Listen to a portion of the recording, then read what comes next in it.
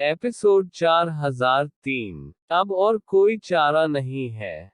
Raheja Yufei ठंडे ग्रह पर है।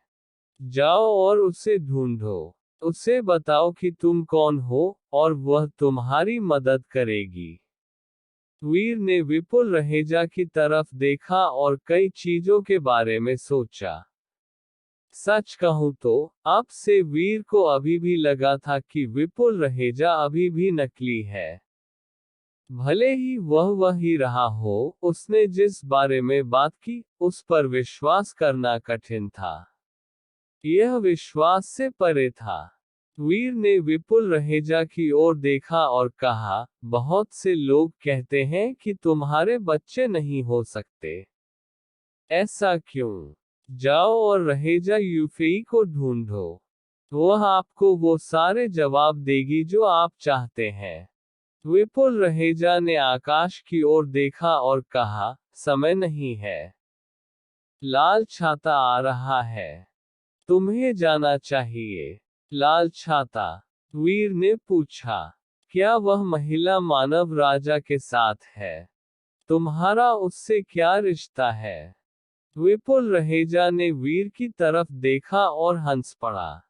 उसने अचानक वीर के चेहरे पर लात मारी और उसे पीछे धकेल दिया। उसके पीछे एक स्टोन फ्लोरबोर्ड होना चाहिए था, लेकिन वीर ने स्टोन फ्लोरबोर्ड को पलट दिया था। वह गिर गया, मानो वह खाई में गिर रहा हो। बच्चे, जीना याद रखना चाहे कुछ भी हो, भले ही चीजें धूमिल हो, कभी हार न माने। आपको हर कीमत पर जीना चाहिए क्योंकि आपको जीने की जरूरत है। ऐसा करो, और तुम्हारे परिवार को आशा है। वीर के कान में विपुल रहेजा की आवाज सुनाई दी। वीर को लगा कि कोई शक्ति उसे नीचे खींच रही है। वह इसे हिला नहीं सका। शायद इसलिए कि वीर अब अपने शरीर को नियंत्रित नहीं कर सकता था, लेकिन वह शक्ति उसे रोक नहीं सकती थी। अब वीर गिरना नहीं रोक पा रहा था। वेदना। वीर को लगा जैसे उसके शरीर में पानी लग गया हो।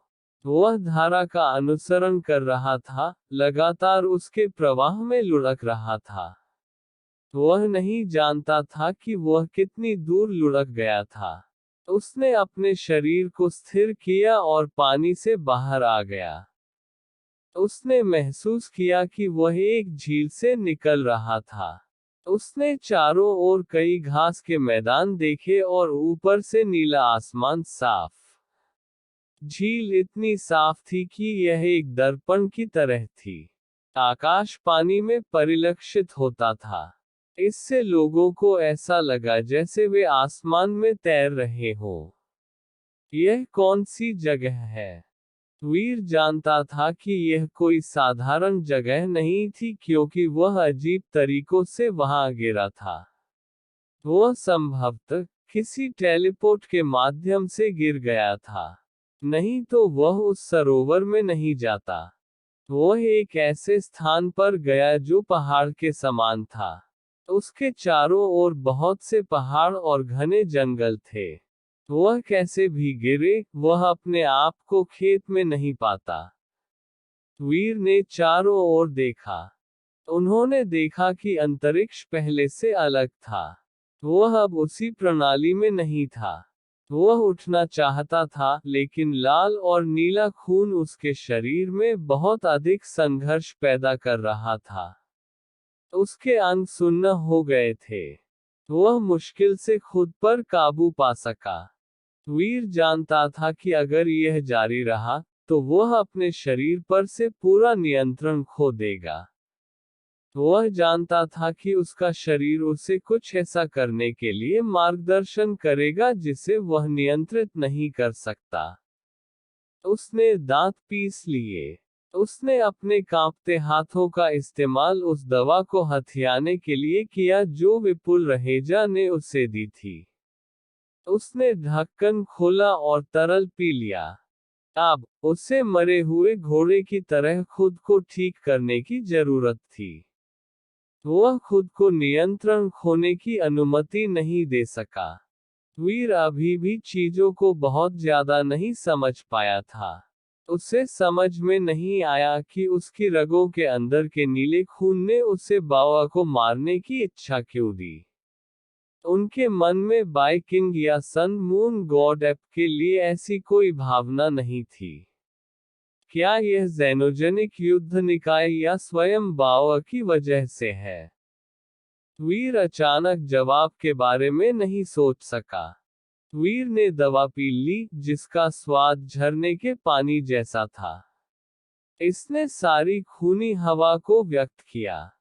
प्रभाव दस्त को रोकने वाली गोली से बेहतर था। रक्त नाड़ी सूत्र विक्षिप्त गति से चल रहा था। रक्त हवा के बिना उसने आखिरकार चलना बंद कर दिया। कोई फर्क नहीं पड़ता कि यह नीला खून था या 9 लाइफ के टैटू, यह ऐसा था जैसे आग बुझा दी गई हो। सब कुछ शांत हो गया। यह काम करता है। वीर ने फिर से अपने शरीर पर नियंत्रण कर लिया, लेकिन फिर वह उदास महसूस करने लगा। जब रक्त नाड़ी सूत्र रुक गया, तो उसके शरीर में दौड़ने की शक्ति नहीं रही। कोई फर्क नहीं पड़ता कि जीनो कला या रक्त नाड़ी सूत्र उन्होंने डालने की कोशिश की, कुछ भी काम नहीं आया। इसका मतलब था कि वीर के शरीर में सच्ची ईश्वरीय शक्ति थी, लेकिन उपयोग करने के लिए कोई विशेष कौशल नहीं था। अभी वीर बहुत ऊंची छलांग लगा सकता था, लेकिन वो उड़ने में असमर्थ था। वह एक तारे को मुक्का मार सकता था, लेकिन ऐसा करने के लिए उसकी मुट्ठी को एक तारे को छूना था। यह तो बुरा हुआ। मैं अब उड़ नहीं सकता। मैं ठंडे ग्रह पर और कैसे जा सकता हूँ? वीर को थोड़ा दुख हुआ। वीर फिर से रक्त नाड़ी सूत्र शक्ति का उपयोग करने का जोखिम उठाने में सक्षम था। फिर भी, उन्हें डर था कि रक्त नाड़ी सूत्र का उपयोग करने के बाद, वे फिर से नीली रक्त शक्ति को सक्रिय कर देंगे। अगर ऐसा हुआ तो उसे परेशानी होगी। ऐसा लगता है कि मुझे देखना होगा कि क्या मेरा super God spirit mode blue blood power को तोड़ सकता है। वीर ने झिझकना बंद कर दिया। उन्होंने अपने सुपर गॉड स्पिरिट मोड का उपयोग करने की कोशिश की। बूम! वीर के शरीर पर एक चमकदार सफेद रोशनी थी। इसने उन्हें सुपर गॉड स्पिरिट मोड में जाने के लिए प्रेरित किया। उनका पूरा शरीर अंतरिक्ष में ईश्वर की आत्मा के समान था। सारी शक्तियां वीर के शरीर में वापस आ गईं। वानर के कारण, सुपर गॉड स्पिरिट मोड केवल कुछ ही समय तक चला।